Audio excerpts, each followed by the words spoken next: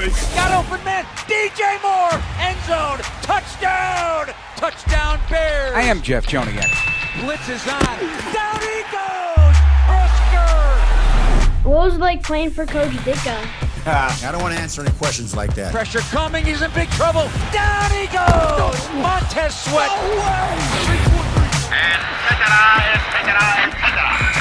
And now, Bears Etc. brought to you by Miller Lite with the voices of the Bears, Jeff Joniak and Tom Thayer. Don't you just miss it? I mean, all that excitement we enjoyed was an adrenaline rush. I dare say we'll look back at this season and realize just how special it was and appreciate the rarity of the journey and how the Bears in 2025 won football games. With Super Bowl winning Bears guard Tom Thayer, I'm Jeff Joniak. We discussed today in episode 206 of the Bears Etc. podcast, and this episode of Bears Etc. is brought to you by Miller Lite, the official beer partner of your Chicago Bears. Tastes like Miller time, Chicago. Go to MillerLite.com/BearsPod to find delivery options near you. Celebrate responsibly. Miller Brewing Company, Milwaukee, Wisconsin. 96 calories and 3.2 carbs per 12 ounces. We got a special show today. We could not have covered this season nor discussed it in detail like we do for the man who brought all the color and drama on the sidelines, the work of Super Bowl Bears fullback Jason McKie, our sideline reporter for ESPN Chicago, our special guest today on Bears Etc. First of all, how are you two doing? And am I right? Don't you just miss it? Yeah, I do miss it. I always miss it, and the thing about it is around playoff time, especially this deep in the playoffs and deciding a Super Bowl, I kind of get really jealous. Yeah. And I talked about it before, is when the playoff games are over, I turn them off immediately because I can't sit there and look at the celebration and the fanfare because I've lost an NFC championship game, and I know that disappointment. I've won the Super Bowl, and I know that enjoyment. So I'm still so envious of the whole operations of it. I turn it off and go on to the next game. Yeah, I miss it too. I just miss the excitement that this team brought, the life that they brought to the city.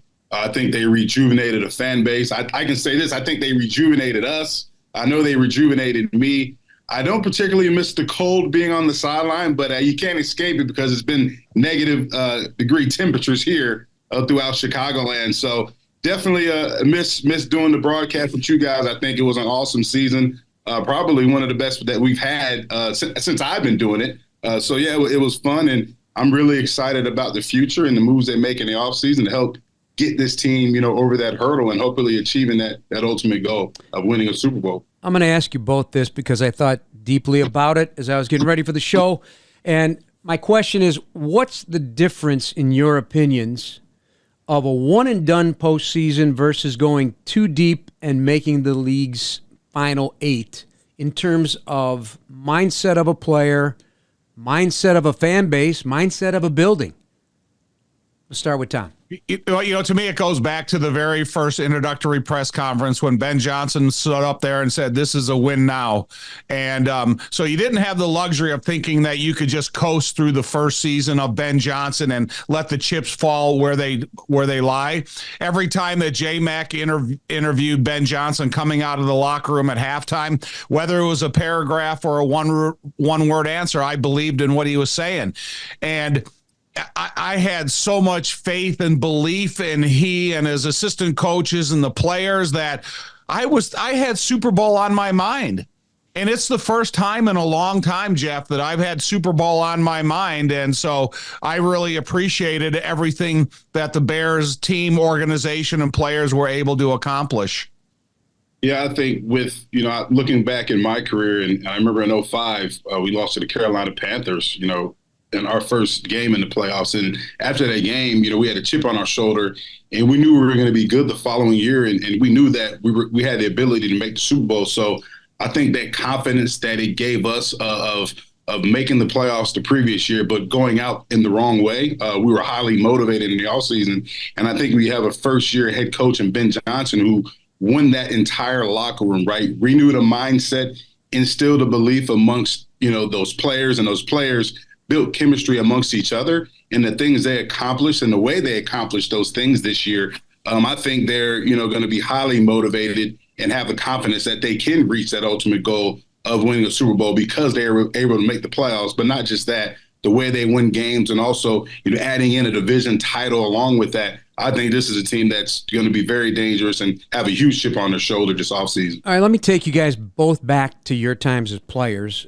Tom, you arrived in 85 after 84, which was an amazing season, but they didn't quite get there, right? And J-Mac, you talked about 05. What did you both experience? And Tom, it's probably harder for you to get a feel for it because you weren't there in 84.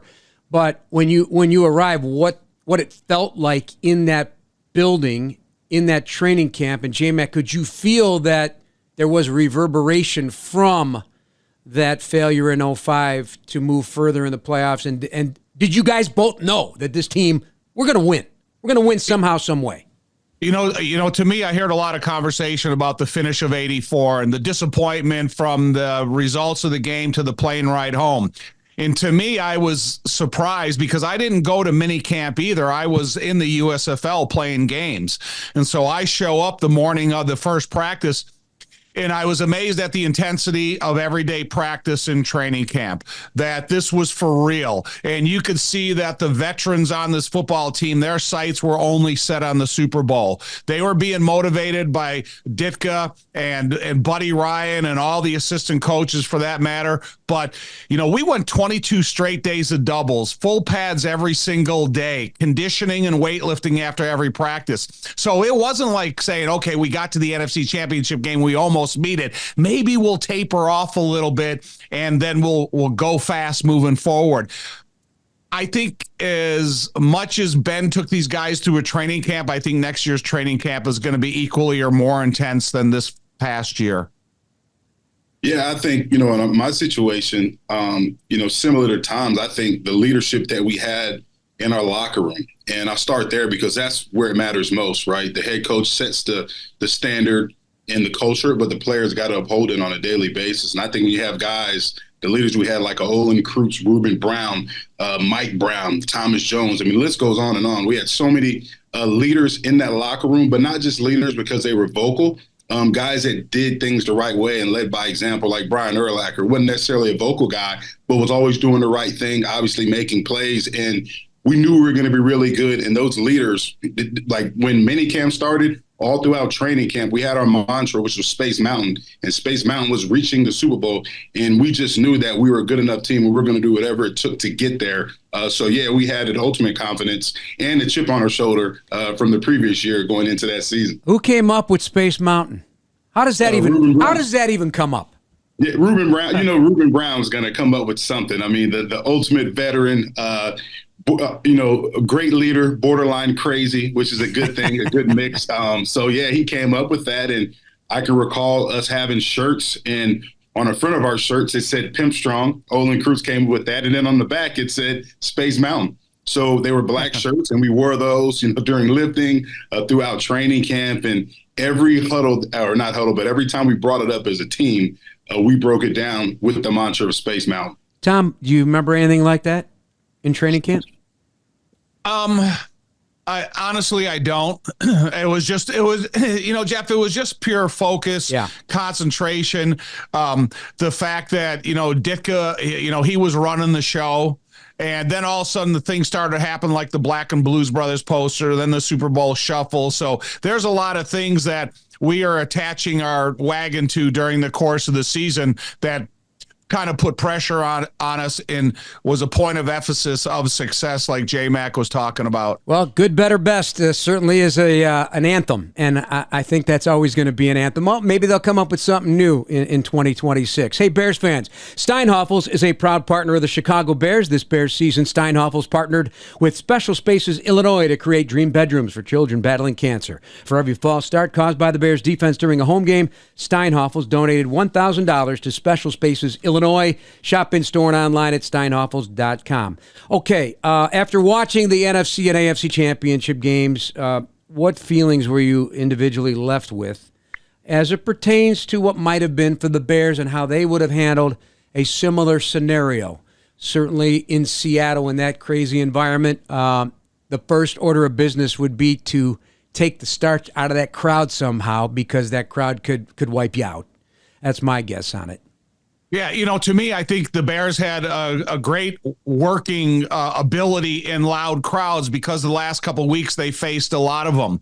Whether it was the Bears on defense at home or it was the Bears in Green Bay, that scenario that they face. And I think the Bears played an organized brand of football. They started to grow a rhythm with the cadence with Caleb in the offensive line. And I think it would have been an interesting battle. There's no doubt about it that Seattle is a physical defense, but the Bears have a really high power, explosive, multi-talented directions to their offense. And so, I sat in my chair and I thought about every single play that the Bears could run and the way that the Rams were running it. So I didn't think that the Bears were going to be overwhelmed. I thought that they could go in there and fight as hard as the Rams did. J-Mac, I texted Tom at some point. I go, Bears could have been a winner in any of these scenarios. This was not a league right now that has a dominant team like, the 85 Bears rolling in. Look out, you're going to have a hard time even earning an inch on the field. Bears would have fit just fine.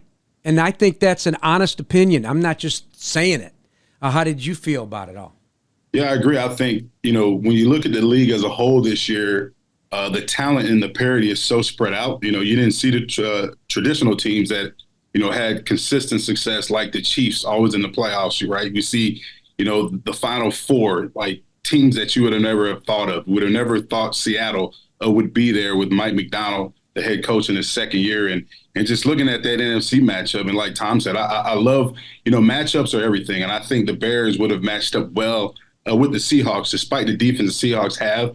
The Bears, had a really good offense this year, explosive in the run game. You look at what Caleb did this year. So that would have been a battle within itself, our offense versus their defense. But then on the flip side of things, I think when you look at the way that, this Bears defense played against the Rams, right? It was the first time we had a healthy Kyler Gordon and Jaquan Brisker in the lineup, right? And you see what they're able to do in terms of, limit that high-powered Rams offense. And even McVay came up and congratulated Dennis Allen and said, you know what, yeah, you kicked what. But I think it's a testament, like it's a totally different defense when you have a lot of your playmakers healthy, and it just enhances your scheme and allows you to do more things. So I would have loved to see that matchup despite being on the road.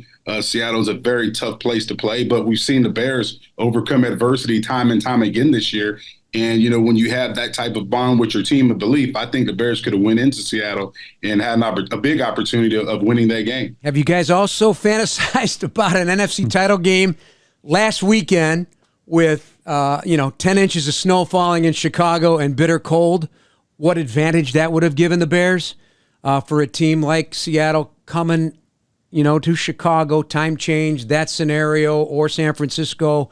Any scenario in my mind, the Bears would have had an absolute home field advantage.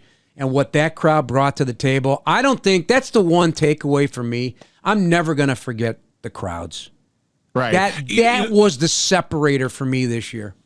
One thing about it is, so you have that alert that the weather is going to be vicious on that weekend. So Ben Johnson did a great job of preparing the Bears by practicing them outside, and the cold was not too cold. The Bears went out there and performed at a high level. So if you're Chicago and you have an alert to what the conditions are going to be like, because if you look at the AFC Championship game and all of a sudden it's bright sunny skies, sun-soaked, as you would say, and then all of a sudden at halftime it's a blizzard. And I think it changed the course of action so much that they got caught off guard. If you were prepared for it, I think you would be able to put together a game plan and have some forethinking about, okay, if this is the worst case scenario, how do we play against it? So, yeah, it would have been just a really difficult case, but like the Bears fans have been showing up, I would have expected them to equally support like they have.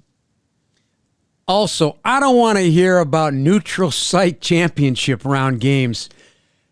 Again, the elements, listen, this sport is nothing but adapting and overcoming, adjusting and figuring out a way. Get knocked down, get yourself up, so to make it a clean slate for both sides on the way to the Super Bowl, that's for the Super Bowl. Right. You got to get there. You got to earn it. Yeah. You guys agree with that? I do 100%, man. Listen, earning home field advantage is the biggest incentive in football. Right. Yeah.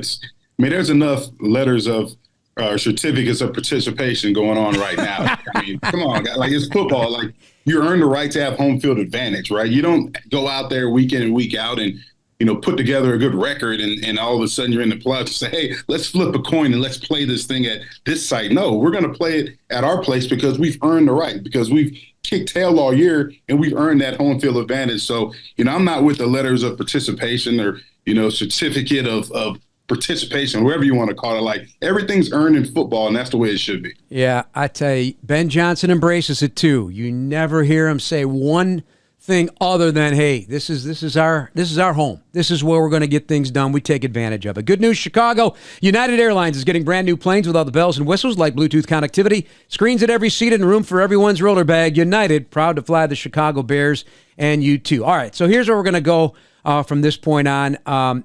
And I know others are probably doing this as well, but we're going to take a look at some of the highlights of the year to share with you our thoughts on it. Best of before everything gets filed away and you start to turn the page for 2026, because it's coming quickly, starting with all these all-star games, including the Senior Bowl coming up later this week. We're going to start with the NFL Coach of the Year, first of all. Ben Johnson, certainly a finalist, has some significant competition with Seattle's Mike Macdonald, Liam Cohen at Jacksonville, Mike Shanahan in San Francisco, and Mike Vrabel of New England. So first, there are 3 first-year head coaches, Ben one of them. And this is all decided by 50 voters, journalists, and whatever, that it's regular season. So postseason is out of it. And so style points, that's not what we're looking for here as a coach of the year. Ben Johnson, all day long, pulling out those unlikely victories, guiding this team with what I'd like to call a vengeance, an attitude that this team took over as well, took from him. All ball, no nonsense. He turned that locker room around on a dime and pulled this franchise by its bootstraps and went to work. And his staff developed players. That, to me, oozes Coach of the Year. I'm not saying who you should choose. I'm just saying this is a formidable candidate for Coach of the Year for every metric you want to throw on the table, J-Mac. Yeah, I agree. I think when you look at what he's done, like you talked about, division title in his first year, renewed the whole locker room. And you look at some of the stats, and we can talk about the wins they had under 2 minutes, but look at the offense. And we know he's an offensive-minded head coach. Yet an offense that wasn't explosive at all the year before, that could, barely put points on the board, to, being a top 10 offense, being effective in the run and the passing game. And also, you had Caleb Williams, 68 sacks last year. You got that number down to 24 this year. I mean, he did a lot of impressive things. I just think, we're oozing about Ben Johnson. I'm a huge fan of Ben Johnson. It's just a year that you've had a lot of first-year coaches doing a lot of amazing things. So it is going to be tough, but he should definitely be mentioned for that award for sure. Yeah, I think if your name is mentioned in the candidate for Coach of the Year, you've made some strides, because I think if you look at the end of last season, this was a dysfunctional locker room, and then it became one of the most functional locker rooms in the NFL. And I think when you look at the 3 young guys, and Cohen, Vrabel, and Ben, you look at the records of their team last year, and I said before kickoff of the season, if Ben Johnson got this team to 8 or 9 wins, I would give him Coach of the Year unanimously. And then, but you kind of didn't know what the other things that were going to happen. But Ben, I do believe that he gets gets the credit, a lot of the credit for how this thing is turned around. But I think that we kind of got to feel that his expectations for the future, he's not leaving any stone unturned, and that's the success that we're looking for. But yeah, he deserves, consideration for Coach of the Year as much as anybody in the NFL. And, we have good, better, best in those T-shirts, and I see there's coffee mugs out there. I got to get myself one. I don't know who came up with that one, or if it's officially licensed. I don't know. But Tom kept saying it, and I it's an anthem we're going to continue to announce, and that is, "In Ben we trust, baby." IBIT. In Ben right we there. trust. I hope he's getting some money, a percentage of that, like you said, the copyright or something. I know Ben's being paid handsomely by the Bears, but Ben, you got to make sure you're getting some change off all those T-shirts and coffee mugs. You know, it's the rare scenario or emergence of all factors come together at once where you just can't wait to see what's next. I woke up every Sunday, Thursday, whatever the case may be, excited about what we're going to see. What's he got up his sleeve? How is it going to look? And know that this team is going to be competitive, every single game, every single snap, and every single snap definitely matters when you're coached by this coaching staff, a 5-star staff, as Ben said. And by the way, Declan Doyle took himself out of the running for the OC job at the Eagles. I know there's probably going to be some shuffle of staff, but this staff blew my mind. It blew my mind. They were on every single detail. One thing, though, Jeff, that we can't ignore, we got to talk about is, first of all, Kevin Warren bringing Ben Johnson here, and he and Ryan Poles, the collaborative effort to get him here, and then Ryan bringing in the veterans that he did. So I think when you look at the success of Ben, it all began when they realistically approached Ben Johnson to be the next head coach of the Chicago Bears. So the reason, he is candidate of the year is because he is the head coach of the Chicago Bears. And, George Hallis McCaskey. Yes. Opening up the bank account for that, because that was, and Ben wanted to be here. Told him right that on the very first meeting that they had right out of the gate. That's what I want to hear from my coach. I don't want to hear anything other. I want to be here no matter what. Let's make this work. Let's make this work. I don't want to be sifting through the scenarios of what ifs. Hey, what do you, I don't want a coach quizzing me about a lot of that. This is what I want. Let's make it work. And that's his attitude about everything. All right. Assistant Coach of the Year. There could be many here. I don't know how we want to do this, but I'll start it off on this one if that's okay. I'm going to go offensive line coach Dan Roshar. Uncertainty at left tackle. 3 free agent vets that never played with each other. A promising right tackle. They wound up being Pro Football Focus' number 3 offensive line. They turned that to the best unit in the league, in my opinion. Best unit in the NFC North.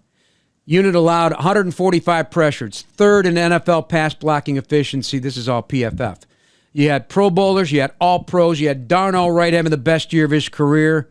Jonah Jackson arguably played his best ball as a pro. And you started 4 different left tackles, including in a playoff game that could get you to the NFC Championship game. So a lot of deserving candidates, but that unit became the best unit on the team. Tom, go right ahead.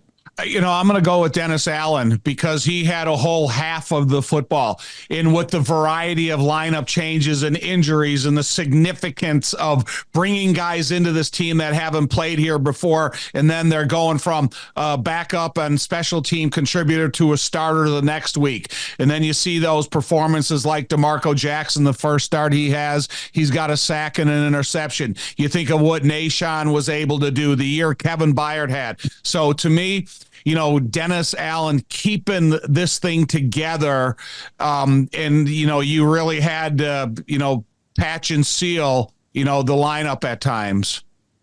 Yeah, I had Dan Roshar as well, going off Thayer, I'm not there, but Joniak threw out a lot of different stats. But you look at, like I said earlier, you look at an offensive line that was really the identity of the offense. And Coach Johnson talks about physicality. Right, that was the identity of this football team. When you look at all those guys across the board, starting with Drew Dahlman, those 2 guards, Jackson, Tooney, and then Darnell Wright, and then at left tackle you had, you threw in a young rookie, Isaac Trapilo contributed very well. Theo Benedict. I think cohesiveness on that unit was one thing, but the level of physicality they displayed throughout this entire season was awesome. I mean, they were 3rd in rush yards per game at 144.5. Yeah. 3rd in explosive runs at 67. I mean, that's what you talk about when we talk about physicality. And a lot of coaches talk about we're a physical team, but they can't run the football or they can't displace the line of scrimmage. And you saw this time and time again from this Bears offensive line. And then we talk about the sacks, right? 60, you go from 68 to 24.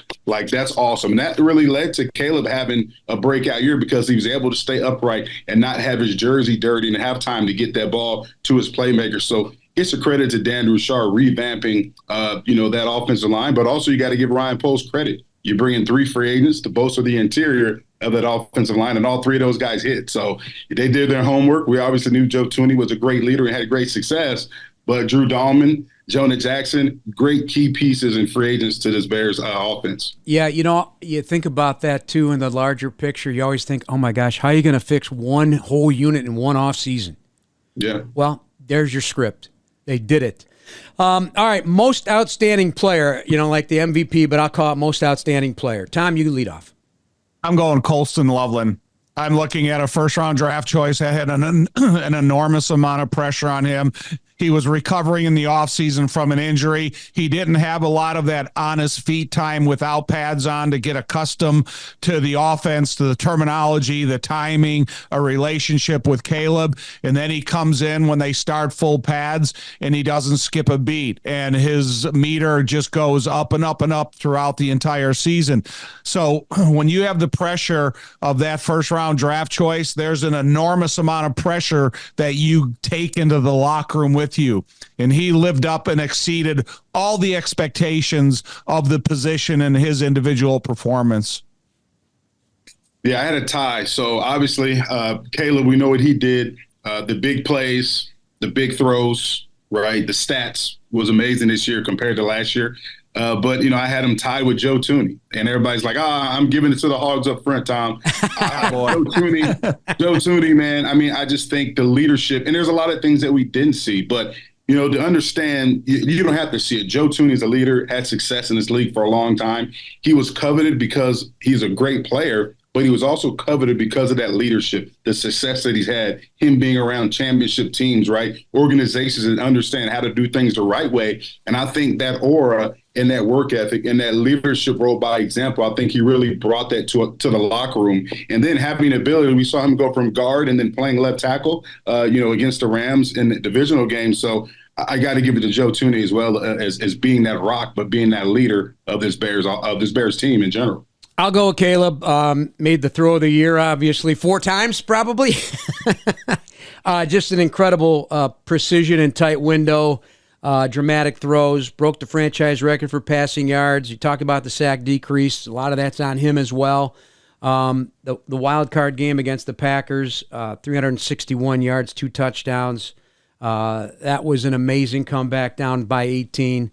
And a single game postseason record, 25-point fourth quarter. So a lot of superlatives, grew so much in so many facets, and in particular leadership, and he's a voice now. He's a voice in that room, a voice that people look to in times of need, and a voice in the locker room. He really enjoyed himself in that locker room this season. I saw a very happy and fun Caleb Williams throughout the course of the week in that locker room. Good news, Chicago. United Airlines getting brand new planes with all the bells and whistles like Bluetooth connectivity, screens at every seat, and room for everyone's roller bag. United, proud to fly the Chicago Bears, and you too. All right, Offensive Player of the Year. I know these are slight delineations in terms of whatever we're talking about. We'll start with J-Mac. And it could be a unit as well, whatever. Yeah, mine's a unit. It's the Hogs up front. The heartbeat of the team, where everything starts, right? You can't do anything without the Hogs.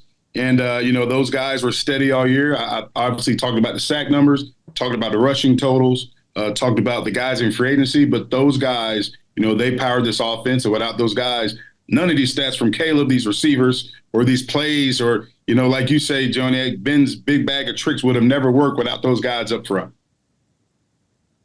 My Offensive Player of the Year, as I'm going to go with Caleb, just because of the difficulty of mastering the position of quarterback. You have to develop a relationship with a newly hired head coach. You got to get involved in his terminology and the difficulty of that in his system. You got to walk into the locker room with that eye contact confidence that you have to have and the other players have to have in you.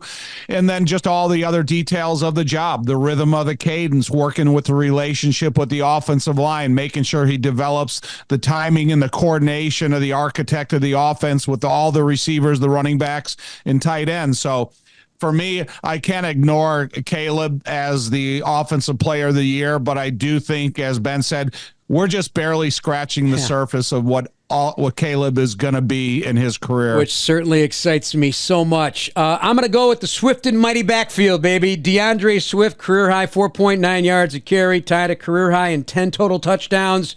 Single-season rushing totals surpassed his career highs. So did yards from scrimmage, almost 1,400. And, of course, Kyle Monangai, mighty Monangai, 783 on the ground, plus another 100 and something in the playoffs. 4.63 yards a carry as a unit.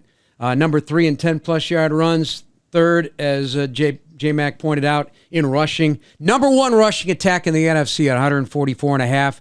And that stretch of 11 games that really surged them through the season. They went 9-2 and average over 170 rushing yards per game. How do you tell a cashier you're a Bears fan without telling them you're a Bears fan? With a Chicago Bears PNC Bank Visa debit card, which gets you exclusive discounts on Bears merchandise. Find out more at pnc.com/BearsCard. Okay, Defensive Player of the Year. We'll lead off with Tommy. I'm going to go Kevin Byard. And here's a true leader, a guy that's an everyday player, everyday practice player. He's got performance. He's got results. And I don't know if there's a more important sounding board in the defensive part of the locker room than Kevin Byard. So from what he's been able to do throughout the entirety of his career, and especially this year, it was inspiring from a lot of decorated veterans of how well he performed. J-Mac. Yeah, I had Kevin Byard as well, and it's because of, from a coaching standpoint, I always talk about the abilities that matter most, right? Accountability, dependability, right? 17 games played, 17 games started. As much as, guys were in and out of the lineup all year, well, he was a constant in that lineup. And we know the production led the league in interceptions, but accountability. So talking about accountability, when the defense wasn't playing well, Kevin Byard is the first person to stand up at that podium. Or every time I interview him, when the defense may have given up a boatload of yards or may not have played well in that particular game, he's the first one to stand up and say, hey, you know what? We got to be better. I got to be better. And when you have that type of leadership, on your team from that standpoint, and to go along with the production, that's why he's my Defensive Player of the Year. It's a sweep. Same. Glue Guy had one of the best seasons of his career in his 10th season at 32. This guy doesn't miss a practice, never misses practice in his career, never missed a game. 3-time All-Pro now, 1,220 snaps, which is great. That's including playoffs. 93 tackles, league high, 7 interceptions. He sealed that Week 3 win with his 30th career interception and that pick in Philly in a game that we're looking at as an important game for the Bears season, a Black Friday road game, national spotlight. That was his favorite play, that read on that pick of Jalen Hurts. So, yeah, and a trusted voice for the head coach. All right, Special Teams Player of the Year. I'll lead off on this one. I'm going to go with Daniel Hardy, tone setter, physical, built his body into a boulder. He has progressed each and every year. Love watching him play. Led the team at special teams tackles with 19 plus 1 in the playoffs. Led the special teams players in snaps with nearly 400. And there's plenty here. Also, meat on the bone with others is an outstanding individuals on this unit. But I'm going Daniel Hardy. J-Mac? Yeah, I went with, it was tough. I had Hardy on the radar, but I went with Josh Blackwell. There's so many big tackles, so many big plays. You look at the onside kick recovery in that Week 16 Green Bay game that the Bears won in overtime. And, time and time again, every time Coach Hightower, the special teams coach, comes up to the podium, he mentions Josh Blackwell's name. Yep. And the guy's just a technician. He does everything on special teams, and he's a constant out there, continually making big plays, and you can see why he's one of the best in the league. So definitely for me, that award went to Josh Blackwell. Well, I went with Devin Duvernay. If you look at the AFC Championship game and you see the one punt that was dropped that resulted in a touchdown, you think of Devin Duvernay when they needed the biggest kickoff return in the course of the year, he delivers. You think of probably the best open air catcher of kickoffs and punts that the Bears have seen in a long time. He's a model of consistency. And so if we're sitting here talking about the special teams and Duvernay dropped 2 throughout the course of the year, it's a completely different special teams performance. So to me, Devin Duvernay, he has got my gold star for special teams. Yeah, he's definitely on my list. And I got to tell you, as J-Mac calls him, Dougie Fresh, Doug Coletti, our Director of Research and Statistics on our broadcast, sent me a text the other day because of that muff punt in the NFC Championship game. Duvernay with 97 punt return yards in the postseason, the most by a Bear in franchise history. 64 against Green Bay, 33 against the Rams. But here's what Doug's text was. Bears don't beat the Packers without the 2 punt returns in the second half by Duvernay. Saved about 11 plays from scrimmage, which means time runs out. Yeah. And so, yes, absolute security back there. I hope he comes back. I love his attitude. Gotten to know him in a very interesting way this year. We've had a great relationship. Really feel this guy, and he loves playing for the Bears. Loves playing for the Bears. Introducing Cruz Blanca, a line of Mexican-American premium cervezas, bold, vibrant, and brewed right here in the U.S. It's the perfect beer for tailgates, backyard grills, and postseason touchdown celebrations. Cruz Blanca, cerveza, refreshed. Proud partner of the Chicago Bears. Celebrate responsibly, Chicago. As we move on, Rookie of the Year. Tom? Rookie of the Year. It's easy choice to go to Colston Loveland. But for me, because I really didn't have a good understanding of what he could be, to me, it's Ozzie Trapillo. Because he came in here drafted out of Boston College, and he had more snaps at right tackle than he did at left tackle, which is the most difficult position. And then he goes out there and performs at a high level. I think he's got a bright future to his career. I think that he'll rehabilitate the patella injury that he has. But to me, when you needed help the most at the offensive line, Ozzie Trapillo was my guy. Yeah, I went with Colston, not because he's the obvious choice. I think because of what he did. He led the team in receiving yards, but I'm looking at it from a standpoint of we knew what he could do in the passing game. We knew he was a mismatch nightmare for defenses. We knew he was good against man coverage, zone coverage. He's shown those things time and time again. They even named it down after him, third and Colston. So whenever we needed a big play on third down, they went to Colston Loveland. But here's the thing that impressed me about Colston, something that I think we as Bears analysts and Bears fans found out more about. He's a willing blocker. He's physical. He gets nasty. He gets dirty. In the variety of ways that Ben Johnson uses tight ends, uses 12 personnel, even 13 personnel, 3 tight ends, in the way that he uses these tight ends in the run game, Colston was really effective. So, I was real proud and surprised to see him, be a willing blocker, a physical blocker at the point of attack. So that's why he's my Rookie of the Year. Exceptional. Led the team in targets, including the postseason, with 107. Fourth tight end in NFL history to have at least 3 games with 90-plus yards and a touchdown in his rookie season, joining Ditka amongst others.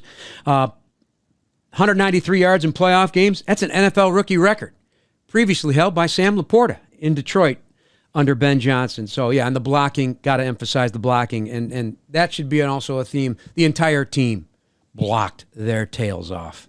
No question about it. Comeback Player of the Year. I'll lead off with this one. I'm going Jonah Jackson.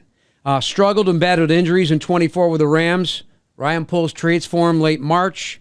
On the field for 1,133 of the 1,154 plays, including playoffs, which kicked in more money for him as well. He had a lot of these initiatives to get that. Great job by Matt Feinstein, the right-hand man for Ryan Poles in that front office with salary cap.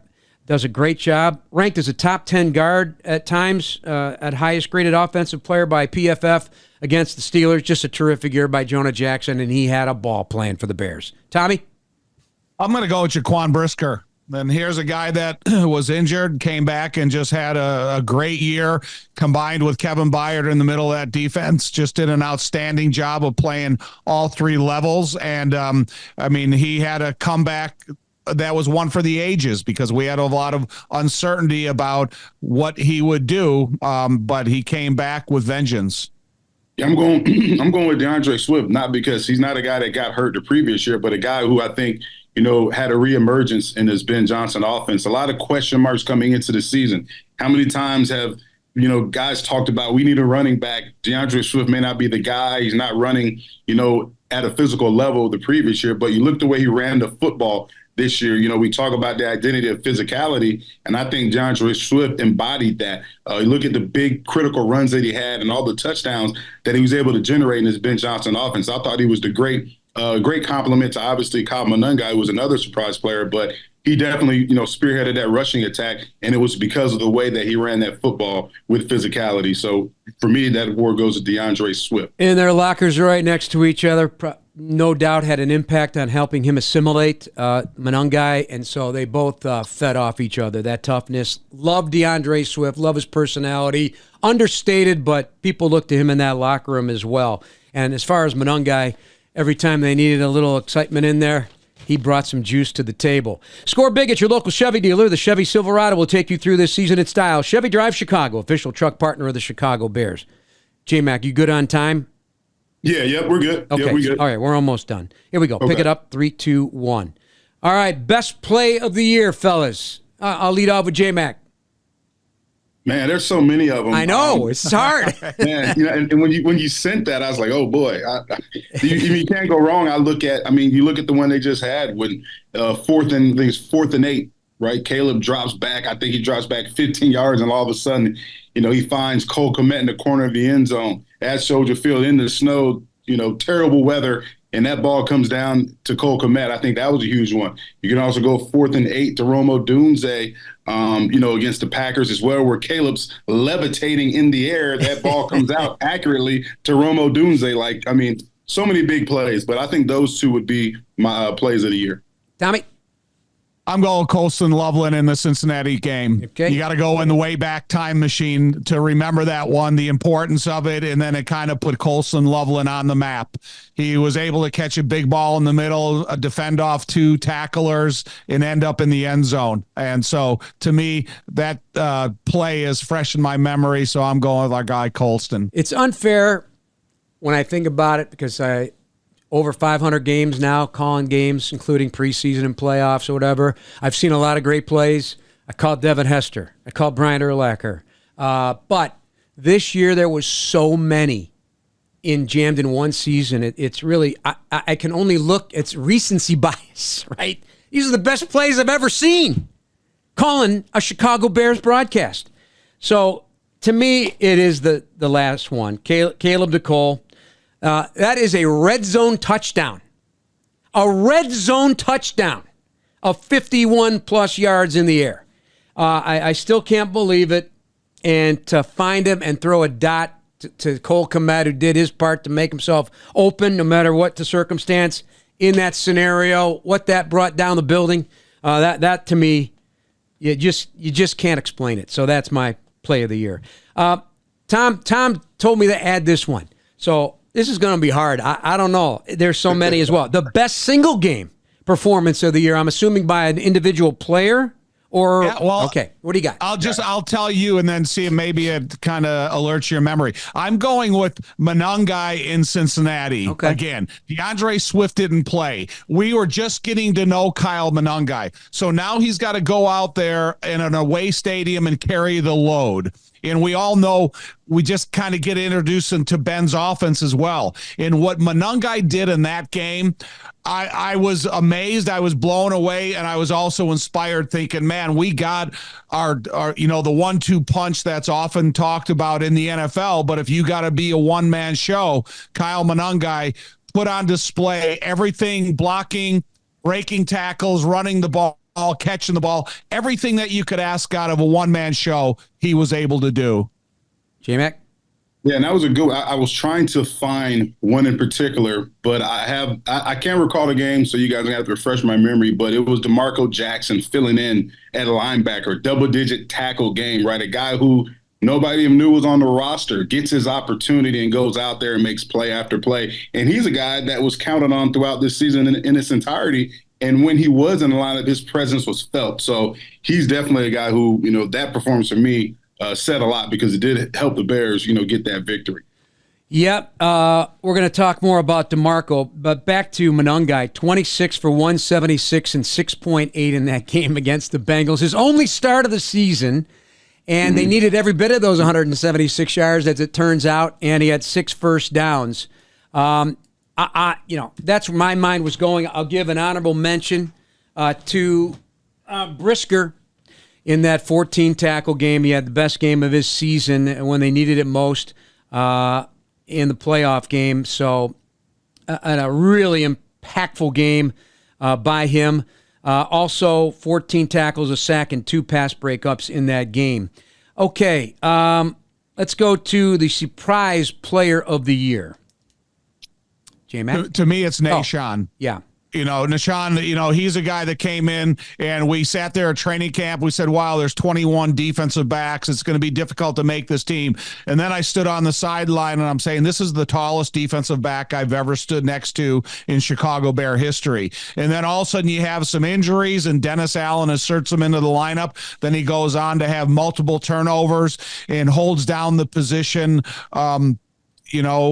with just high efforts and high results. So Nashawn is, my guy for that position, playing the second most difficult position in the NFL.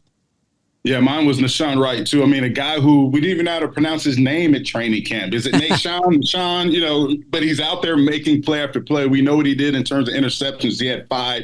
The total takeaway number was high. Also, I just saw he's going to the Pro Bowl as well. So I'm glad that he's getting an opportunity because he earned it. But here's the thing, right? You have a guy like critical takeaways at critical moments of the game. I go back to the Philly game, the tush push, right? Yep. Nobody's been able to stop the tush push in Jalen Hurts and that Philadelphia Eagles offense. But what does Nashawn Wright do? He gets the strip. He gets the strip fumble. Bears recover. Critical moment of the game. And we saw that all year from Nashawn Wright making those type of plays. Sweep. Released by the Vikings, former third-round pick, did not play many defensive snaps in his first 4 seasons. He steps in and stepped up big time. 1,041 snaps, 4th leading tackler with 80. Couple of stuffs behind the line of scrimmage in the run game, 11 pass breakups, a quarterback hit, 3 tackles for loss, 5 interceptions, 2 forced fumbles, 3 fumble recoveries, 8 takeaways, led the NFL. Before being a Bear, he had 3 total NFL starts. And I'm wrong. He actually had 1,177 snaps when you include the playoffs. He had the pick 6 against the Cowboys. That put him on the radar with us. Interception against the Steelers. That sideline interception was amazing. But here's the thing. This is a perfect example of what Ben referred to as a 5-star coaching staff. This is a coach that believed in a player, Al Harris. And this is belief at a maximum. Trust in Nashawn Wright. Great job by Nashawn Wright. Absolute impactful season. And it'll be interesting what happens from here on out with Nashawn Wright. All right, Unsung Hero of the Year. I'll start off with that one. Here's DeMarco Jackson. So inactive in Week 3 against Dallas. Never started an NFL game in 4 seasons until Week 12 against the Steelers. First start, 15 tackles, tackle for loss. He was Week 15 NFL Player of the Week against the Browns. First career sack, first interception. All this after a waiver claim by the Bears. That's my guy. And I'm going to go with Cairo. Because you look at what Cairo faced all season, how he was winning games, how he was kicking in some difficult kicking conditions in the latter part of the year. Enormous 51-yarder against the Green Bay Packers. He had a nice operation with the snapper holder and the kicker. So Cairo is a guy that we don't talk about him very much, but he came up with some enormously big kicks throughout the season. Yeah, mine went to Kyle Mighty Manungai. There you go. You got to get that backfield going.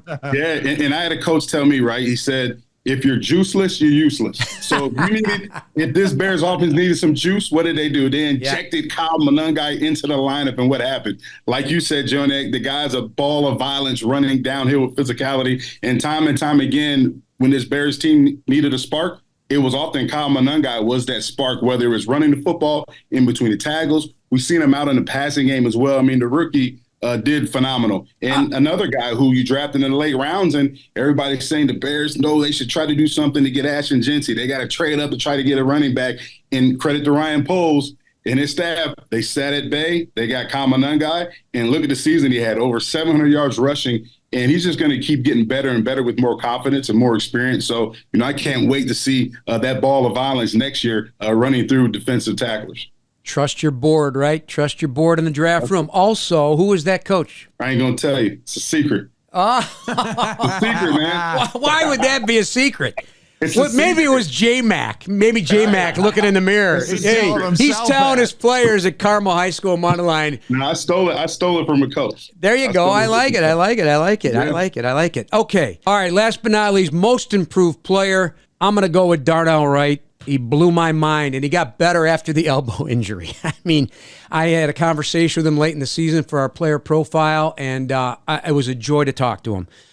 He was leaning up in his chair. He was engaged, and he was excited about not only the team's performance, but his emergence as well. Physical and nasty, planting guys in the dirt. I saw exactly what a top 10 pick should look like at right tackle. And again, we got to lean on the offensive lineman here, Tom Thayer, but the best is yet to come for Darnell Wright. And he got bigger and better in the weight room, too. And I think that's a big part of this. Yeah, I think one thing when you're when you're encouraged by your coaching staff to make sure that you start playing up to the level where we think you can play, then all of a sudden you start doing that and beyond. I think the future for Darnell Wright is the fact that he's going to be considered and talked about as one of the best right tackles in the league. And when you go that type of improvement in that short amount of time, listen, I think that the entire Bears organization has to be encouraged on the future of Darnell Wright. Yeah, and Darnell, he's just really elite at everything. Pass protection, run game. And then, for tackles, they really struggle out in space. And we saw time and time again when he was out in space, whether it was him blocking on toss crack or whether it was him going out there in the screen game, right? He's like a dancing bear out there in space, making blocks in open space on, smaller defenders. And that's very hard to do for a big tackle like Darnell Wright. And, despite the injury, like you talked about, Jeff, he had that big old brace on and he was still steamrolling guys, rolling guys off the line of scrimmage like carpet. It was awesome to see. And, I'm excited to see him continuing to get better and to really ascend to being one of the, premier right tackles, in this league. So with Ben Johnson at the helm, the sky's the limit for Darnell Wright. The roster was used in great volume. Guys were called upon. I think of Amin Agbangbamiga in that same game that DeMarco Jackson was thriving. You had a guy that no one ever heard of, frankly, Nicolo Kalinic, brought some toughness on special teams in key moments. We had guys filling in, playing out of position, as we saw several times over the course of the season. Just a terrific job of knowing personnel, practice squad playing off. I think of Jade Walker. My goodness, Jade Walker could be in any of these discussions as well. This was a team by definition, and so proud of these Chicago Bears in 2025, and that has really juiced us up for what's ahead. And that's why I miss it. It goes back to the beginning. Can't wait to see what's next. And as Tommy pointed out, the best is yet to come, particularly for this offense and what additions are going to be made throughout the course of this offseason. Great job, fellas. Any final thoughts? I'm just excited to get this next year started because I'm so excited to what this Bears team is going to present for their fan base and the way the fan base rewarded this football team. I think Soldier Field is going to become a significant noise weapon next year for the Bears. And I think with the way this team played, the coaching staff that they have, I think it's going to be an awesome offseason because I think Chicago Bears have made themselves a destination, right? Free agents are going to want to come here because you're going to want to play with a talent like Caleb Williams. You're going to want to play on the Dennis Allen defense that has thrived off takeaways. And then you look at the environment that time and time again, Bears fans displayed at Soldier Field. You're going to want to play and have that home field advantage like we saw at Soldier Field. So I think, Ben Johnson has not only transformed this team, but he's transformed the city, which will make it a destination for free agents to want to come here and play. How do you tell a cashier you're a Bears fan without telling him you're a Bears fan? With the Chicago Bears PNC Bank Visa debit card, which gets you exclusive discounts on Bears merchandise. Find out more at pnc.com/BearsCard. That's going to wrap us up. We're excited about 2026. Thanks for listening, everybody. For Tom Thayer and our special guest, Jason McKie, I'm Jeff Joniak. Please subscribe now on the Chicago Bears official app, Apple, Spotify, YouTube, or wherever you get your podcasts. Bear down, everybody.